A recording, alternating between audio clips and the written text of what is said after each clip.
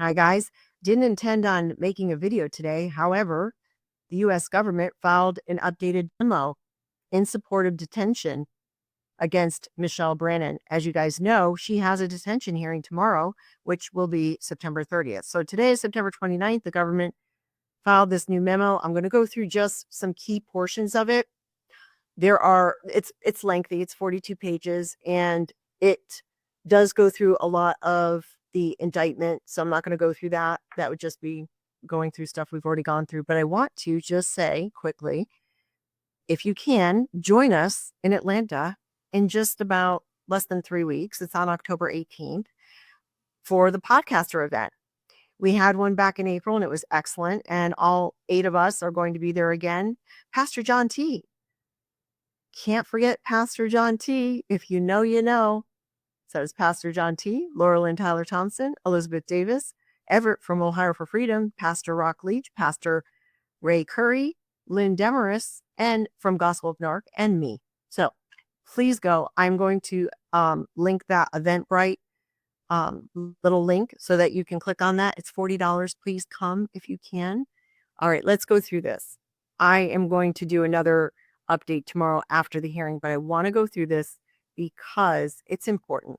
This is what the government filed in court today so that the judge could review it before the detention hearing tomorrow. This is what they're saying.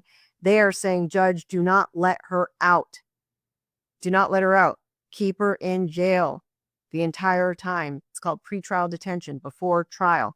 Now, if she does not waive speedy trial, she has to have a hearing within 70 days. It could be of arraignment. I'm not clear if it's arraignment or arrest. If it's of arraignment, it could bring us to the beginning of January. No, it would be December. And if it's of arrest, then it would be November. I anticipate that there's going to be motions that they're going to waive speedy trial. And this is what I also expect based upon the prior filing by her attorney. I expect that there is going to be a motion for bifurcation, meaning to separate her trial from David Taylor's trial, because she is alleging that she's a victim now, right? Not surprising, but that's what she is alleging, that she is a victim. But if she does go that route, she's going to have to admit that all of these things are true, because you can't be saying you're a victim of made up stuff, right? You're going to have to agree this stuff happened. You're going to have to agree with every single one of those victims and witnesses, every piece of evidence in here. She's going to have to agree with that and admit to that if that's the route that she wants to take. All right. So this is what the government is saying, that a detention hearing is appropriate where the charges involve violence, which is the case here. So she's entitled to a detention hearing, and that's going to happen tomorrow. They are saying that there is no condition or combination of conditions that will reasonably assure her appearance, the integrity of the proceeding, or the safety of any person or the community. That is repeated over and over and over again throughout this memo.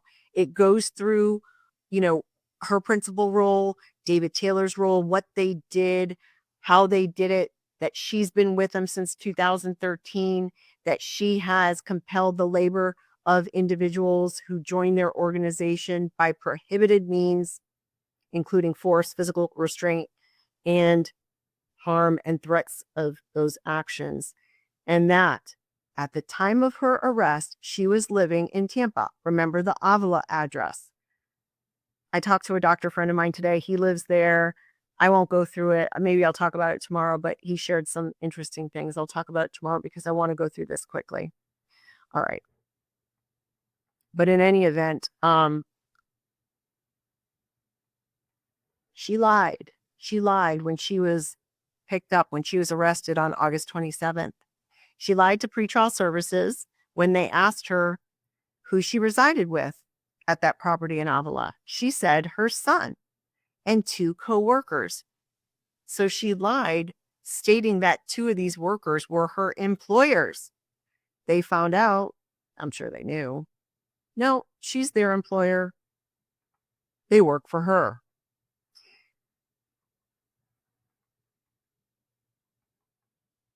All right.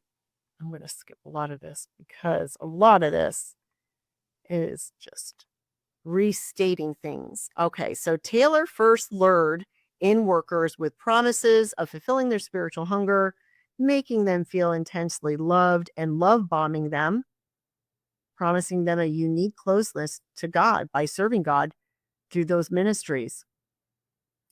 And they taught them, number one, that David Taylor is God's best friend and second in command, God's second.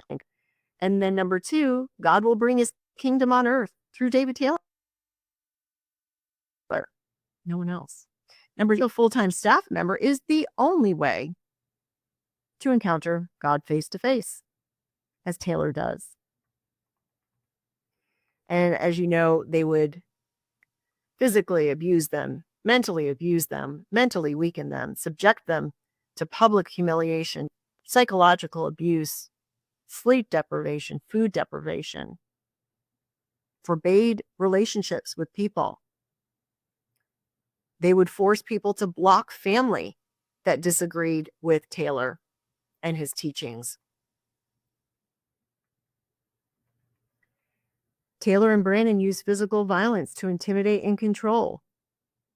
We know all this. It goes through all that. It has to go through that so that everything is laid out perfectly for the judge to see as to why she should not be let out on a bail, on bond. Talks about creating that climate of fear. Boy, did they do that in the 10 plus years. They would rebuke people in front of people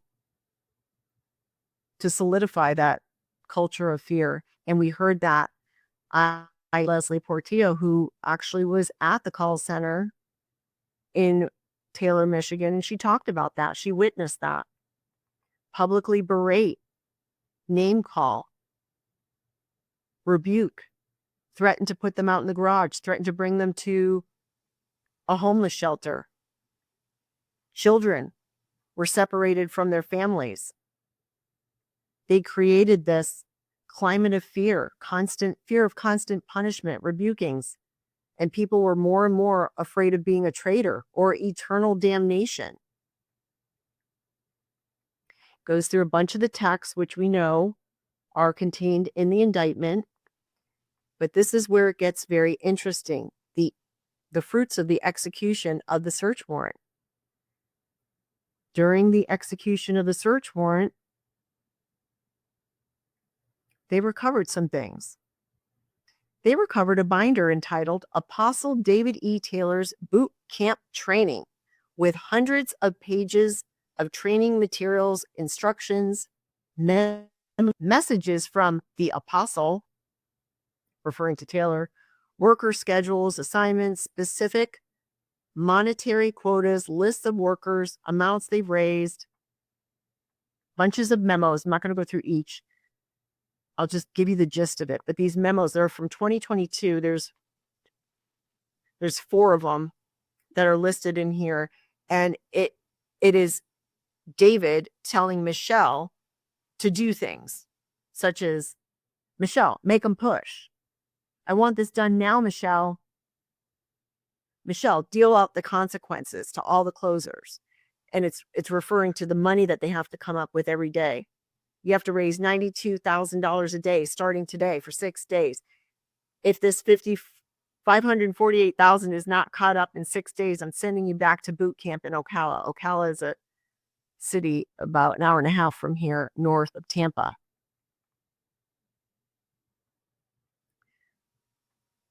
Okay. And then they, throughout this memo, they also refer back to the lies that Michelle told pretrial services in Tampa on August 27th.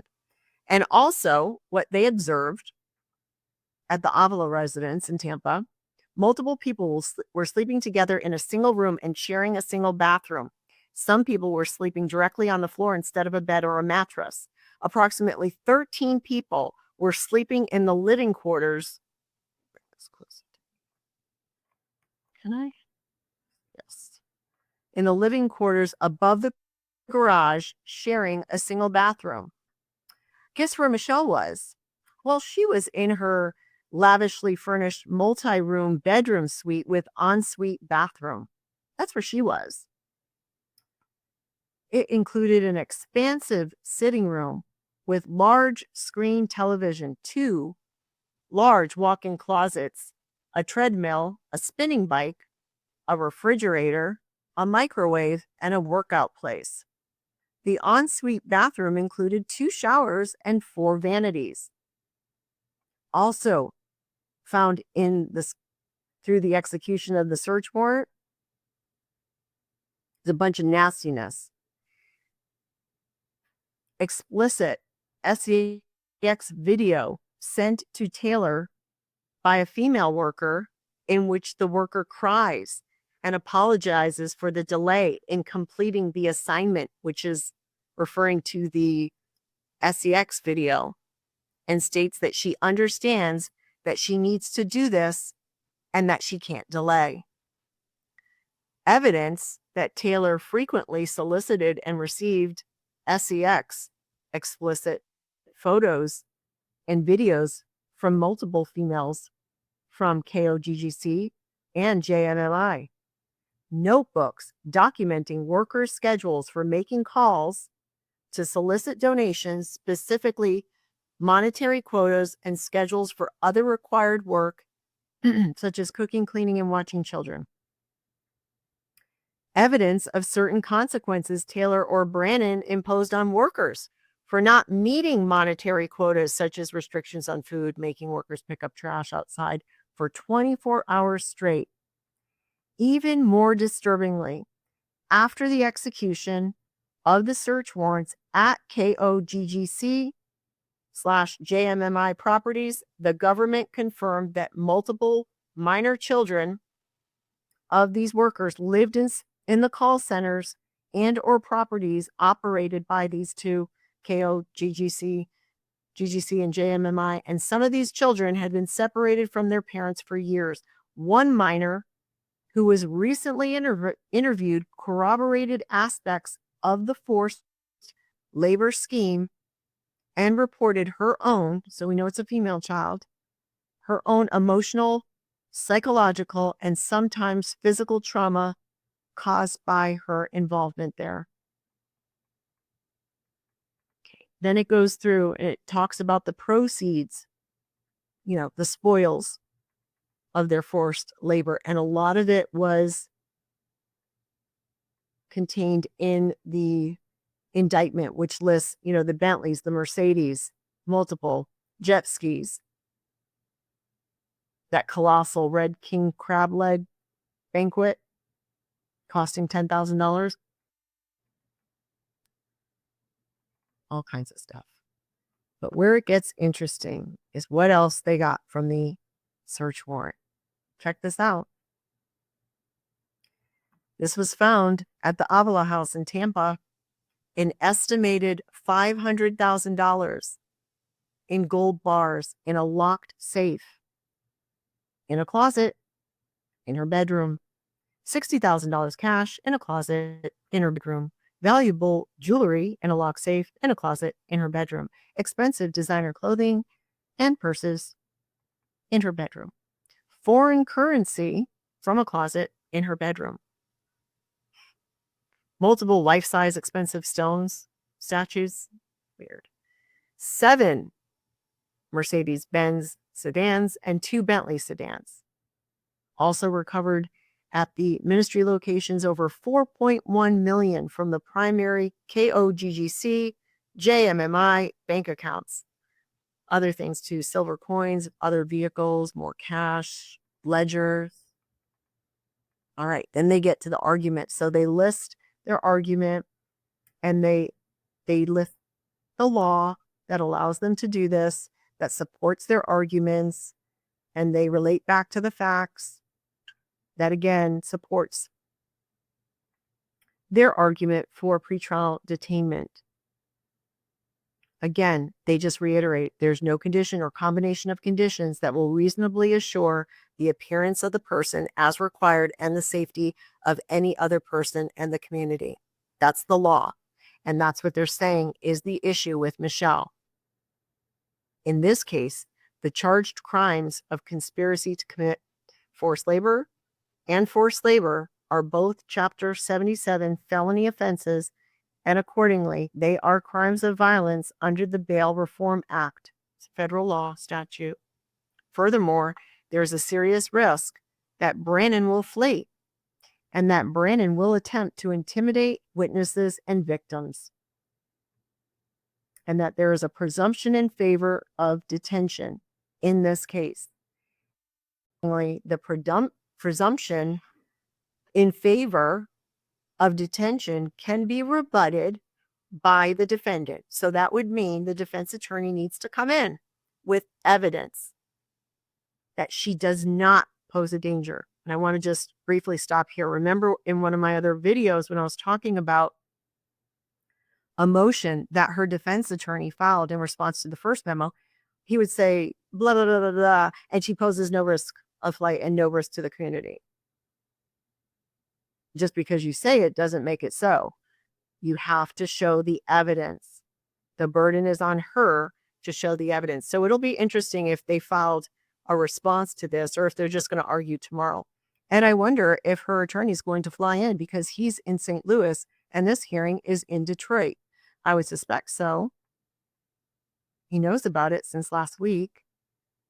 Again, for these hearings that she's had, for these limited appearances, there have been public defenders, federal public defenders that are, the judge will accept that appearance of that attorney just for that limited purpose, that appearance. But she does have a retained attorney, meaning she's paying for this attorney. So she would pay for him to fly out, to be there, get ready, do everything he needs to do.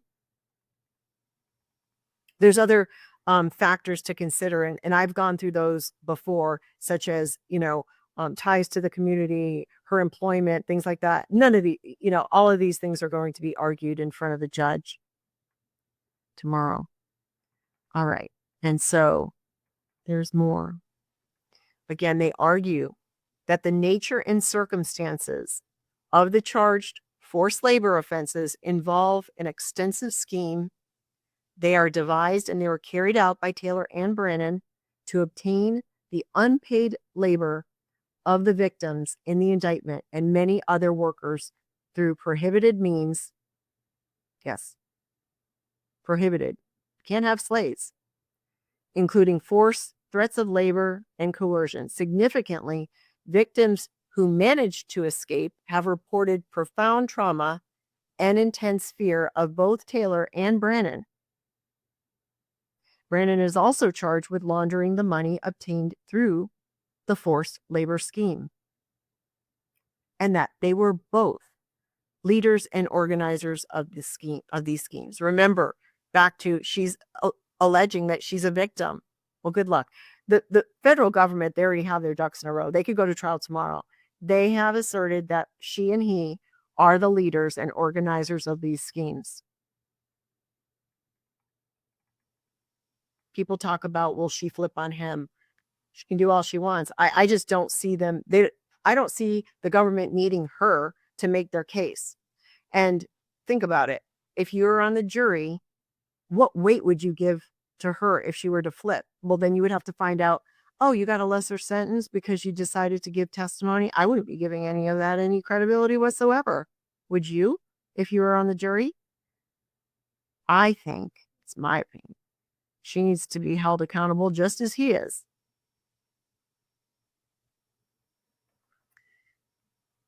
They talk about here in this case, the evidence is strong and credible that Brannon is both a danger identity and a flight risk.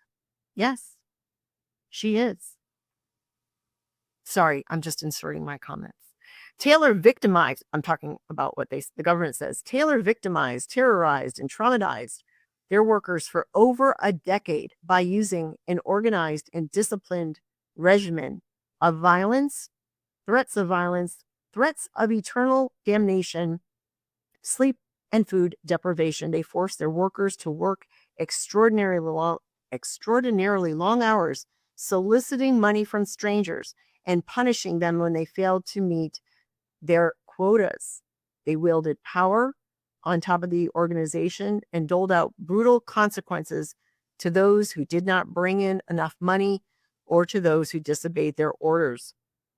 They talk about just years of victimization, manipulation through violence and coercion. I think they're spelling it out pretty well for the judge to see. And it says that she doesn't have any ties to the community where she is, where these charges are out of, which is the Detroit metro area. And that she seeks to go home to Florida, where that's where one of the call centers is, where the conspiracy stemmed out of. And they point that out. And she demonstrated utter disregard for her obligation to tell the truth to officers of the court by lying to pretrial services. They say that throughout this memo. Brannon also has access to numerous sources of funds to flee, although she's not going to have any access to the KOGGC funds that the government seized at the time of their arrests. They still continue, KOGGC continue to actively solicit donations to support Brannon and Taylor, saying a KOGGC worker recently said just a couple weeks ago, maybe a week ago, September 14th, during a broadcast, we're in a war. We're in a war, and it is time for you to decide if you're a warrior or not. They aren't very bright, are they? They continue to broadcast and just parrot things that David Taylor has said. Also, it says, lastly, KOGGC/JMMI has solicited and received donations in cryptocurrency. Because the government has not yet seized those funds, Brannon likely has access to it. All right, there's one more part I want to add before we end here. For 12 years, Brannon has loyally followed Taylor's instructions and teachings, and at times has been romantically involved with Taylor. If I was the defense attorney, I'd be arguing that they even admit that she's following Taylor's instructions. But nevertheless, it's just, you have to play devil's advocate when you're an attorney. Nevertheless, the evidence does support that she and Taylor were the ringleaders. They say Taylor's teachings during the conspiracies included encouraging self-inflicted violence and violence against others, including law enforcement, telling them that he would punish and get rid of those who do not serve him. During a meeting with workers, Taylor identified the Michigan Attorney General's office and stated, quote, "God will kill officials," and, quote, "like I told you the other day, they gonna be in here with their FBI jackets on. You don't scare me. God's gonna get you." He says that all the time. He loves that phrase. God's gonna get you. And he has his little minions on my channel, everybody else's channel. God's gonna get you. And then he says, and I am going to make sure he do too. I am going to make sure I speed it up. Taylor further stated, quote, "I'm going to be looking at you in hell." He says he's going to hell? And you are going to be having your little FBI jacket on. Who's going to save you then? The American government's not going to save you. They cannot save you. Not from this government I serve. We'll watch you burn and the flesh melt off your bones. I guess he thinks he's God. Oh, yeah, he does. He does. And he says to his workers, quote, "This probably prophetic, God having me say this to you, name omitted, but I'm just telling you. And I think I'm probably going to hire some security or something too. But I am just telling you, you kill them on contact. If they come in here with that foolishness, you understand? They need to die. They come in here, they come in with an AKA or those guns, these N-words be carrying in Houston, and they come in trying to shoot up. Listen, do not hesitate." And the workers responded, "Yes, sir."